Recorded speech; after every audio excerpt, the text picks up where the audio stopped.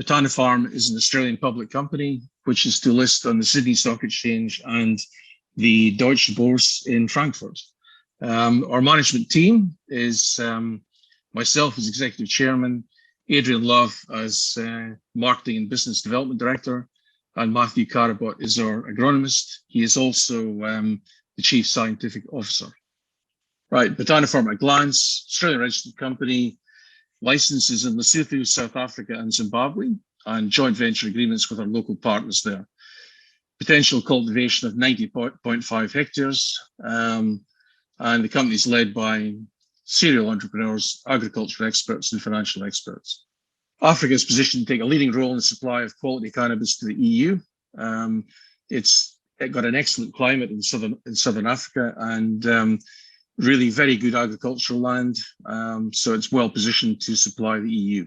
The EU demand for GMP approved cannabis is actually exceeding supply, which makes it very advantageous for us growing in southern Africa.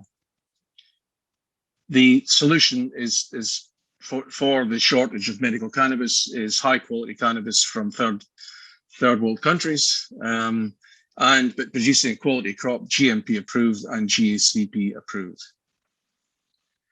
The fields of application of medical cannabis are many, but really for chronic pain, cancer side effects, sleep disorder, to mention a few, but they're all there in the slide.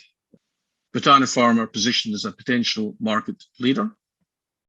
Our certification compliance is extremely important.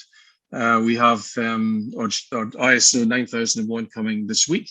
We've completed that process, and very shortly thereafter we'll have GAP and GACP. So Botanapharm has obtained licenses in 3 jurisdictions, namely Lesotho, South Africa and Zimbabwe. The advantage of growing in the Southern African region is 3 points. The great growing climate, skilled labor within the agricultural sector, and a very low cost base. In Lesotho, we have a joint venture on a 25-hectare piece of land in a special economic zone, where we have shared infrastructure with other operators. In South Africa, we have a 5.5-hectare piece of land, just under an hour from the OR Tambo Airport in Hatendi.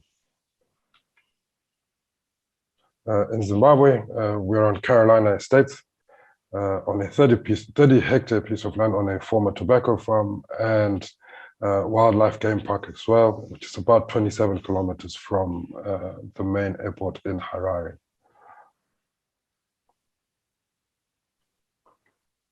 The growth strategy is very straightforward. It's to essentially phase out the growing strategy and eventually end up with at least 10 hectares in each location on a phased out process. We will be growing a double seed planting within Dutch buckets in polytunnels. In the future, we intend to expand into sales into Europe through Malta.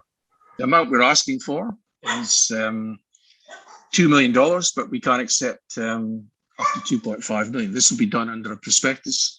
Prospectus is being finalized now, probably lodged with ASIC in the middle of September. There's also a small amount of pre-IPO funding available, and which was done at 5 cents actually. Investment highlights: the market is backed by government in all 3 countries, which makes it much easier to operate there. We're using cutting-edge artificial intelligence, so we can monitor the growing of the crops from anywhere in the world.